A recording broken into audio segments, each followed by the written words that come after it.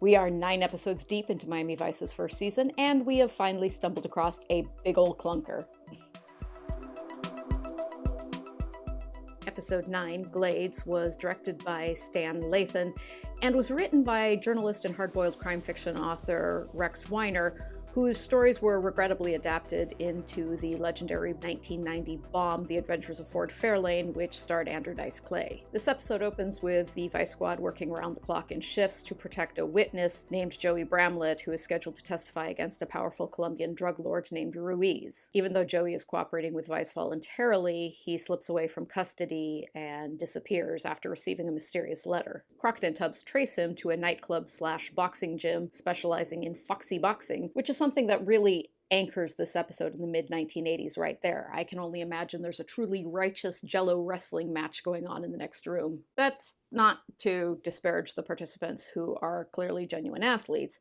I'm just trying to draw attention to the fact that this sport was officially known as foxy boxing instead of calling it something like, I don't know, boxing. The club owner tips them off that Joey is likely to be heading to his family home deep in the Everglades. So Crockett and Tubbs swap out their Hugo Boss for LL Bean, throw their rods and tackle into the back of the Ferrari, and head off deep into swamp country disguised as a pair of harmless fishermen. Joey's hometown turns out to be ruled by Colombian drug lords, with most of the townspeople complicit in their smuggling operations. Moments after arriving in town, Crockett and Tubbs are picked up by a pair of hostile locals who drive them deep into the swamp, beat the crap out of them, and leave them stranded in the middle of nowhere. We're then forced to watch our intrepid heroes behaving like dolts as they try to figure out how to get back into town. I'm going to quickly remind you that Crockett is a highly decorated military veteran who survived perilous conditions in the jungles of Vietnam, and now here he is complaining about how the sun is in the wrong spot in the sky, while Tubbs worries about being eaten by man-eating plants. It's kind of depressing. They run into a different group of hostile locals who take them at gunpoint to see Joey. Joey tells them that Ruiz has kidnapped his young daughter Tammy and is threatening to kill her if he shows up in court to testify. Crockett and Tubbs agree to help Joey rescue his daughter and free the town from Ruiz's grip. And that's exactly what happens. Crockett and Tubbs lead the locals in a siege on the hideout where Tammy is stashed, and then they rush Joey back to Miami and march him into the courtroom to testify against Ruiz just as the judge is about to dismiss the case. Somewhere along the line, this turned into an A-Team episode. Mind you, I am an egalitarian consumer of 80s television, and I have watched and enjoyed my fair share of A-Team over the years. However, the A-Team is an uncomplicated popcorn show about yahoos blundering their way through missions in a semi-comedic manner, whereas Miami Vice is a show about bleak nihilism and the inner rot of the soul, disguised in a beautiful outer shell of pastel and neon. A few summers back, my sister and I had this grand plan to do this epic rewatch of Miami Vice, start to finish.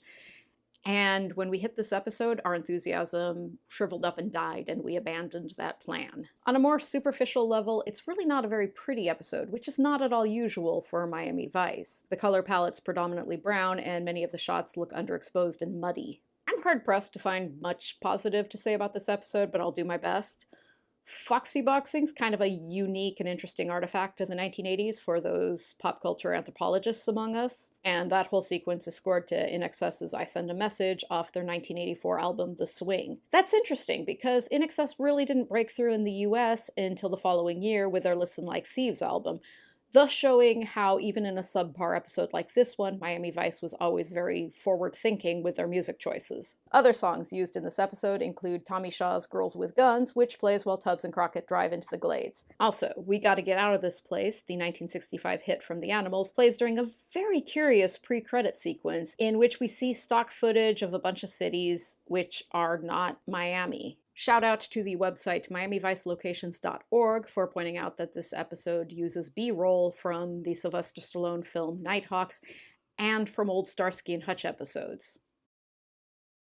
It's the kind of opening that sets the bar for a certain level of sloppy half-assedness that the rest of the episode will easily match. So yeah, it probably won't come as a surprise to learn that this is our first One Flamingo episode. Luckily, this descent into mediocrity is short-lived. We'll be on a much better path next week when Gina will get in way over her head during an especially harrowing undercover assignment. I think we'll all be better off if we put this episode behind us quickly, so I'm going to wrap this up right now. Thank you for listening to me vent about this for a little bit. If you want to discuss this episode more, find me on Twitter. Otherwise, please hit subscribe and meet me here next week. Thank you very much for joining me. Goodbye.